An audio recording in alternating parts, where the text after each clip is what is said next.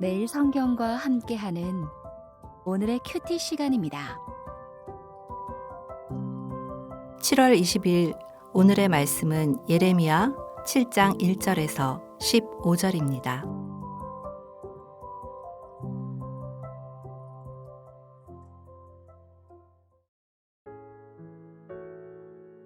여호와께로부터 예레미야에게 말씀이 임하니라. 이르시되 너는 여호와의 집 문에 서서 이 말을 선포하여 이르기를 여호와께 예배하러 이 문으로 들어가는 유다 사람들아 여호와의 말씀을 들으라.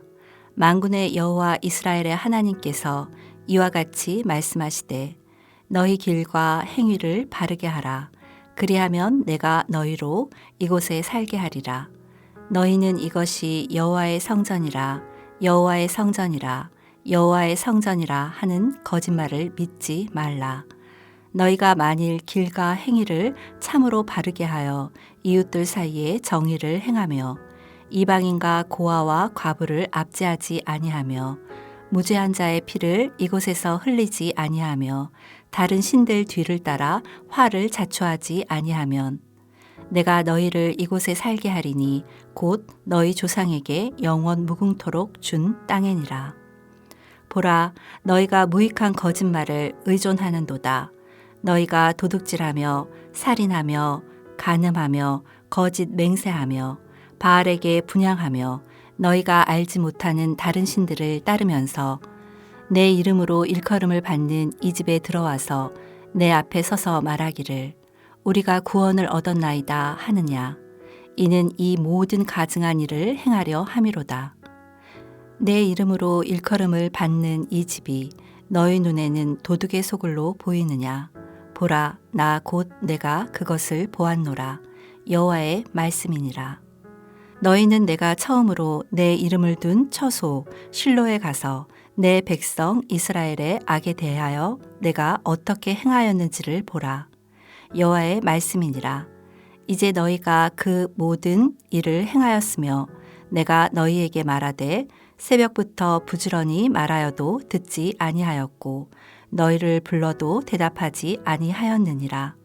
그러므로 내가 실로에 행함같이 너희가 신뢰하는 바 내 이름으로 일컬음을 받는 이 집 곧 너희와 너희 조상들에게 준 이곳에 행하겠고 내가 너희 모든 형제 곧 에브라임 온 자손을 쫓아낸 것 같이 내 앞에서 너희를 쫓아내리라 하셨다 할지니라. 잠언 9장 9절에서 지혜 있는 자에게 교훈을 더하라. 그가 더욱 지혜로워질 것이요라고 말씀하십니다. 말씀의 교훈을 통해 더욱 지혜로워지는 묵상 되시길 예수님의 이름으로 축복합니다. 오늘 본문은 1절부터 7절은 길과 행위를 바르게 하라. 8절부터 11절은 무익한 거짓말을 의존하지 말라. 12절부터 15절은 실로의 파멸을 보고 배워라. 이렇게 세 개의 문단으로 나눌 수 있습니다. 본문의 내용은 이렇습니다. 주님께서 예레미야에게 말씀을 전할 장소를 특정하십니다. 바로 성전문입니다. 성전문에서 예배하려고 오는 유다 사람들에게 큰 소리로 주님의 말씀을 전하라고 하십니다. 전하라고 하는 주님의 말씀은 다음과 같습니다. 첫째, 길과 행위를 바르게 하라는 것입니다. 길과 행위를 바르게 하는 것은 이 땅에서 계속 살아갈 수 있느냐 없느냐를 결정하는 중요한 것입니다. 그래서 길과 행위를 바르게 하는 것이 무엇인지 자세히 말씀하십니다. 길과 행위를 바르게 하는 것은 이웃들 사이에 정의를 행하는 것이며 이방인과 고아와 과부를 압제하지 않는 것이며 죄 없는 사람을 살해하지 않는 것이며 다른 신들을 섬겨서 재앙을 자초하지 않는 것입니다. 이는 유다 백성들이 전혀 몰랐던 새로운 내용이 아닙니다. 옛적부터 들었고 잘 알고 있는 내용입니다. 유다 땅에서 이런 일들이 되어지고 있다면 하나님의 뜻이 이루어지고 있는 것이니 하나님께서 유다 백성들을 내쫓으실 이유가 전혀 없습니다. 문제는 아는 것을 행하지 않는 데에 있고 성전 예배가 일상의 예배로 이어지지 않는 데에 있습니다.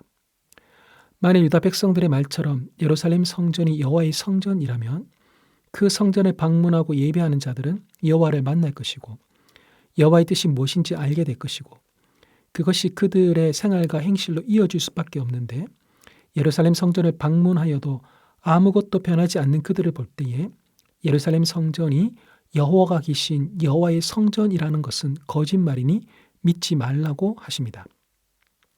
둘째, 무익한 거짓말을 의존하지 말라고 하십니다. 예루살렘 성전이 여호와의 성전이라는 거짓말을 믿지 말라고 하였지만 유다 백성은 예루살렘 성전이 여호와의 성전이라는 말을 믿고 있습니다. 이 잘못된 믿음은 그들에게 큰 영향을 끼치고 있습니다.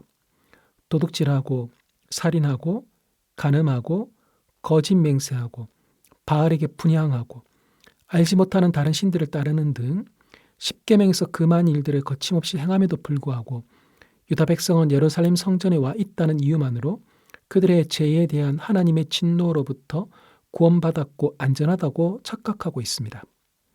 언제든 예루살렘 성전에 오면 용서를 받는다고 여기기 때문에 아무런 변화도 없이 가증한 죄들을 계속 반복합니다.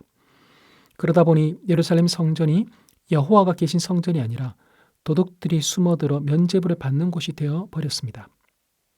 셋째, 실로의 파멸을 보고 배우라고 하십니다. 하나님께서 유다 백성에게 이전에 자신의 이름을 두었던 실로에 가라고 하십니다. 이스라엘의 죄악 때문에 하나님께서 실로에 사신 일이 무엇인지, 그들에게 일어난 일이 무엇인지 보라고 하십니다. 실로는 이스라엘이 가나안 땅에 들어온 후 처음으로 회막을 세웠던 곳이고 사무엘상 1장 9절에 의하면 여호와의 전이라 불렸던 도시이고 하나님의 법궤가 있었던 장소입니다. 하지만 예레미야 때의 실로는 파괴되어 있었습니다. 온갖 죄에 대해 하나님께서 새벽부터 부지런히 경고하셨지만 듣지 않고 대답하지 않은 유다 백성들은 실로에서 일어난 것과 똑같은 일이 예루살렘에서도 일어나는 것을 보게 될 것입니다. 유다 백성은 하나님과 함께 사는 것이 아니라 멀리 쫓겨날 것입니다. 이렇게 하나님의 경고의 말씀을 듣지 않고 과거의 역사를 외면하고 이곳은 여호와의 성전이니 우리는 안전하다라는 잘못된 성전 불패의 신학을 믿은 결과는 참혹할 것입니다.